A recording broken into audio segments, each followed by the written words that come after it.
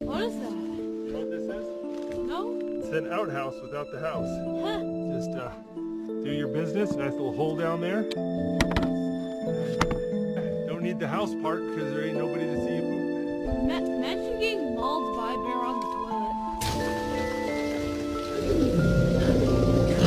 There's plenty of room for a tent right there. Nice and sheltered. Alright, your call, bud.